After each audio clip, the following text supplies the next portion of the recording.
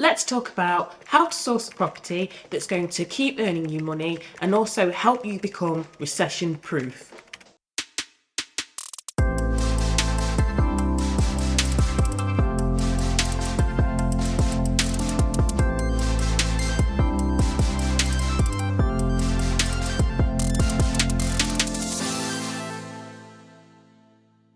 I've just sourced my first property using these tips, and I'm going to show you how I did that.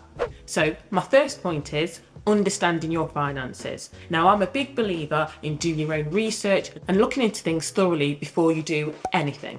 For example, if you have a problem that you need to fix, then research it so that you can find a solution. And understanding your finances is no different. And disclaimer, I am by no way a financial advisor or an expert in that field. So you may want to speak to a mortgage broker or a separate financial advisor just to get some advice. But when you understand your finances, you can then establish some form of a budget. You can also see if maybe you need to do a bit of work on your finances, maybe you need to do a bit of work on your credit. You can see where the gaps are and then you can resolve them. In my case, I had help from an investor as well as using and making the use of leveraging. For example, I used bridging loans and mortgages to help fund my first projects. And that leads me on to my next point, which is strategy. So understanding your finances will ultimately determine which strategy you want to go with. For example, if you do have enough of the available funds up front for a deposit, you might want to go with the BRRR method, which is buy,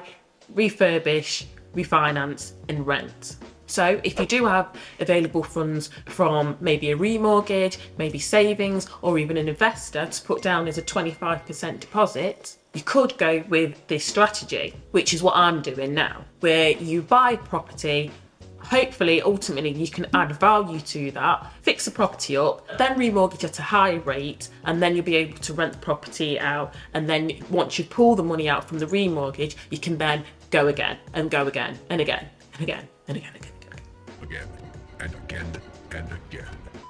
Just bear in mind though that most times if you are looking to add value to the property and the property is not in a fit state to be rented out, for example the kitchen's not working or it hasn't got a working bathroom, it's actually a real fixer-upper, then you might have to go through a bridge loan or maybe a bridge to let, which is what I'm doing at the minute, where you go through getting a bridge loan and then you've got your exit strategy of going onto a remortgage as well. So it's those combined into one. And I can go into more detail on those in another video if you'd like. Just pop bridge loan or bridge to let in the comments.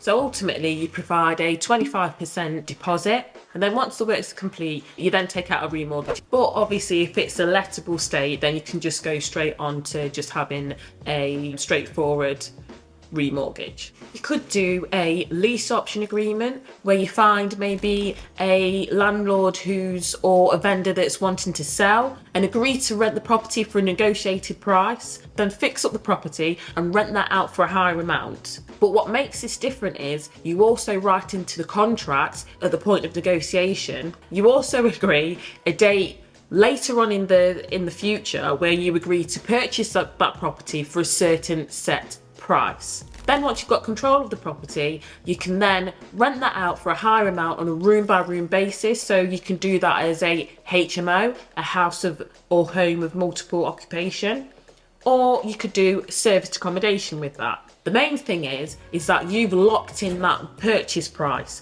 So you'll gain from the capital appreciation over time. But as well, if you don't have large funds, and let's face it, most of us don't, you can do other strategies as well. Like you could also do rent to rent, which is similar to the lease option agreement. So you are subletting and you're agreeing to rent from the landlord you'll be doing it on a room by room basis. So it lends itself really, really well to a HMO or serviced accommodation. It's such a quick overview of all of these. If you do want me to go into more depth on each of these strategies, step by step, then pop strategies in the comments. So if you have the available funds, which is probably going to be about 25%, you can utilise and do this method, whereby you add value to the property and then you refinance that and with the view to renting it at the end. But bear in mind, if you are going to do work on a property and if it's unlettable, then you might have to look into using a bridge loan to bridge that gap and then remortgage. Some companies will not let you go straight onto a buy-to-let mortgage if there's work to do or if it's unlettable. Now this leads me on to my next point, which is adding value. How are you going to actually add value to the property so that you can pull out a tangible profit and then go again? This is what you need to ask yourself. And basically, if you can't pull your money out so that you can go again, then it's a no-go. It's just going to stop you dead still in your tracks, and that's your property journey over at 1, 2, maybe 3 buy-to-lets. So are you going to add value by trying to buy below market value in the first place, which, let's face it, is pretty hard to do at the minute? Or you can do it by adding additional spaces. You can add a bathroom, you can add an ensuite, you can even extend as well. You can add an extension or reconfigure the property, or you can even modernise the property. If you brought the property and the property really does need fixing up, then this is a great way or a main way of adding value. You could buy a commercial property and then convert that into residential. You could also do something where you split the title. So you could buy a whole complete property and split it up into smaller flats and adjust the titles to suit. And you can also do this by extending expiring titles on flats. Whatever your strategy is for adding value, you need to be thinking about this from the get-go and working those into your figures. And keep watching till the end, where I share a very powerful tool with you that you can download for free at the minute from my website, and that's going to help you source your next property as well. And this leads me on to my next point, and that is location. So what I mean by that is that your budget may dictate your location. Because, for example, if you've got a budget of around, say, 30k, for example, you may be priced out of London, obviously. And also, another thing to point out is that your location may be based on your knowledge and your preference as well. You may, like myself, want to invest in your local area because you know the area and you know the good and the bad areas. What I mean by that is a lot of people will look at the ROCE of an area. So they'll look at the yield and they'll find a house and they'll say, well, that is going to give me this much of a yield, it's going to give me this much of a return on capital employed, so therefore I'm going to invest it. Obviously on paper it says that, so on paper it seems like a good investment, and obviously the estate agent that you go to is not going to say, well actually you may find it difficult to get a tenant in there because the local area's got a high level of, I don't know, antisocial behaviour, for example. So for me, I would love to invest further north. However, I'm a bit sceptical of doing that because I don't know some of the local areas. So I could sit down and work out my ROCE, my return on capital employed, work out my yield, and on paper it could look good. Because I haven't got the local knowledge, I may not know that that area may have a high level of antisocial behaviour, which might put off high value tenants. So, as I said, it may make you hesitant to invest there. Comment north in the comments below if you have local knowledge of further up north, if you're looking to joint venture, because I do actually have a pot of money that I'm looking to invest. And so my next point is understanding your figures. So for that, I'm just bringing up my project plan here, which you can download for free from the Sapphire Property Investments website. So if you go to the cost tracker page, this will show you and actually work out your yield. So if you go down towards the end of the page, this is all figured out for you and shown as a percentage. You also need to learn and work out your ROCE, so your return on capital employed. This will tell you basically how well your investment is performing. So as I said, on this spreadsheet, it takes into account quite a few costs, and you can download this for yourself and have a look and have a bit of a play, and it will help you run your project moving forward. So here it's got a scope of works and it's got a dummy project already populated for you. So we scroll down and scroll through, so you can put each element in and itemize them and put a rough figure in, and you can walk around with your builder and do this. Or if you've got some idea, if you can research and just get some bits and pieces from the website, from websites, and then input this, and then have a walk around with your builder just to confirm costs with them. So, and that is going to add that up for you. You also need to figure out, this is a major thing, this is risk items. So put in here, as I said, this tool helps you and prompts you to do that. So any risk items, like for example, roof repairs, electrics, if if you're buying a property where you're going to split that, you might want to look into splitting the electrics, splitting the waste, damp issues, things like that, and that'll calculate that here for you.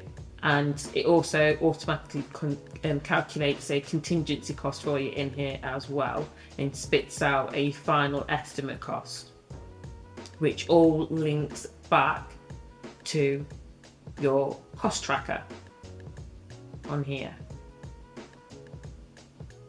So this all just helps you look a lot more professional when you're dealing with your builders, and it helps you design out that risk element from your projects. You don't need to know everything to put on here, but if you put rough estimates, and obviously as I said, these don't make them so that they're so high that it affects your figures, so that if these are too high, then no project would be worthwhile going ahead with.